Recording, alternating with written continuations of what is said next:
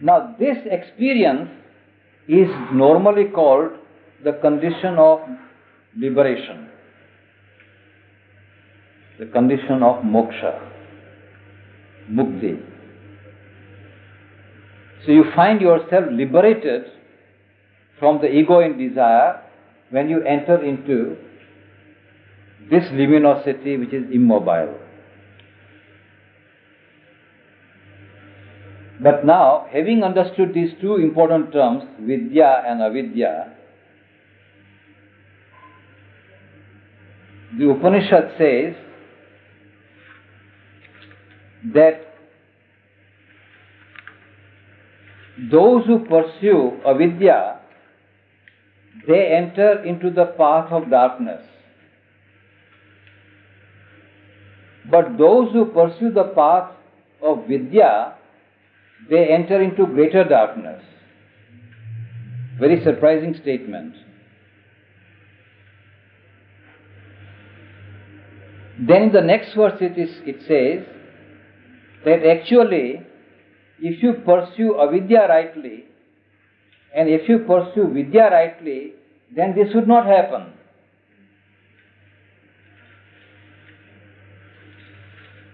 So there is one way of pursuing vidya, there is another way of pursuing vidya. And that is indicating the next one. That if you pursue rightly avidya, then you cross over the death, and by vidya then gives you the enjoyment of immortality. Now this is a very important statement, so let us wait on it a little and try to understand what it means. During the last 2000 years in India, it has been prescribed that you should give up avidya and reverse yourself and go into vidya, and you will then be liberated and you will be free from egoism, desire or limitation. This became extremely popular in India in the later period of the Upanishads, not the first part of the Upanishads. Isha Upanishad does not favor it, which is very clear. In the Upanishadic period, there were two periods. One earlier period of the Upanishads, the other was the later period of the Upanishads. The 12 famous Upanishads, particularly, are the products of the earlier period of the Upanishads. But then gradually, there was a kind of a decline in the knowledge of the Upanishads. The kind of the knowledge that is given in this Isha Upanishad, for example.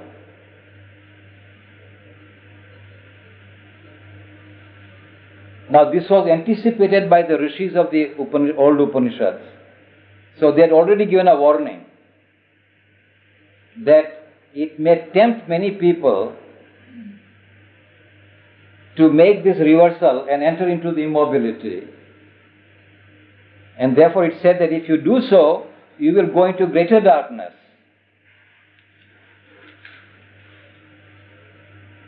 It was a warning, as it were.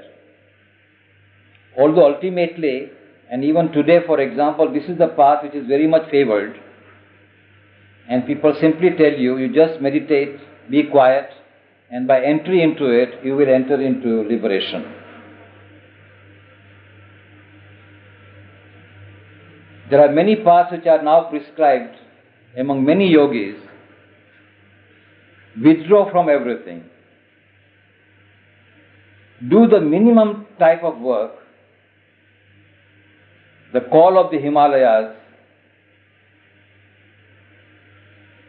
renunciation, renounce everything and withdraw as much as possible, and by reversal you enter into the immobility. This is the proposition of Buddhism in different terms. The terms are different.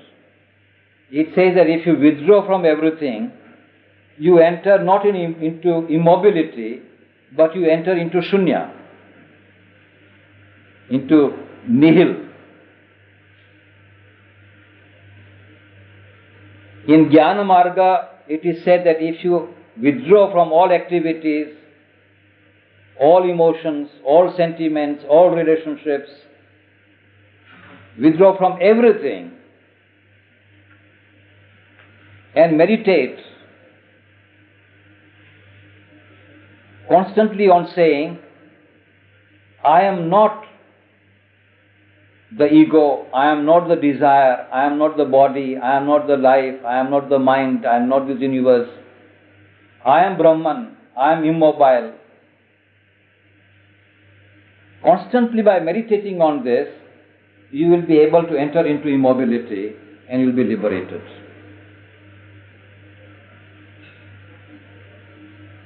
Sankhya also ultimately prescribes this very proposition.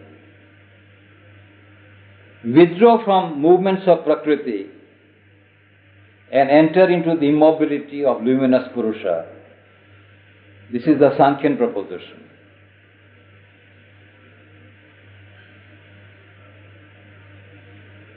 There are some other propositions also, but they are subordinate. They are not very prominently known. What is prominently known is this path at present. Mostly, when people talk of yoga, it is this that is meant, against which Isha Upanishad gives a warning. The reason is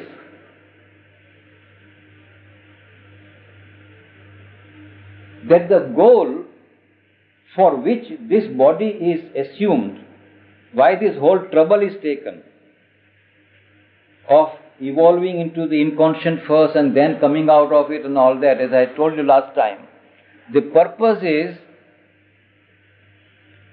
not to go back again as soon as possible. That was not the purpose. If the purpose was only to return back to the original silence, then this world would not have been created at all. There is a purpose why this has been done, and that is that in the embodied individual, the integrality, the totality is to be manifested. So if you withdraw from avidya straight into vidya, then you do not pass through multiple concentration of consciousness, and you do not have the possibility of entering into integrality of consciousness. You enter into another exclusive concentration of consciousness, which is of course vast, luminous, immobile, without the limitation of desire and ego. Quite true, very fine. But then you are forfeiting the possibility of multiple concentration of consciousness and ultimately entering into integrality of consciousness. Now, so long as you are in avidya, the possibility of entering into integrality of consciousness remains. But once you enter into that immobility, then that possibility goes away. You are stuck into it. Therefore, it is said you enter into greater darkness if you go into vidya. So, what is prescribed by the Isha Upanishad is a double movement. A movement in avidya in which you enlarge the field of your avidya. At present, our field is limited, in which we are exclusively concentrated. Develop multiple concentration of consciousness, enlarge your field. At the same time, develop also the perception of the immobility. Double process, an integrality of the process. If you do this double process, then avidya will lead you to larger and larger fields, and you will understand the real purpose of desire, the real purpose of ego, the real purpose of limitation, the real purpose of death. And you will be able to use all these gradually as instruments of further progression. At present, death is regarded as a negation of life. But if you understand the real meaning as to why death occurs at all, if you examine the field of avidya much more closely, then you will understand that death is a process of life itself. It is not a process of negation of life, but death is a process of life itself. Life itself.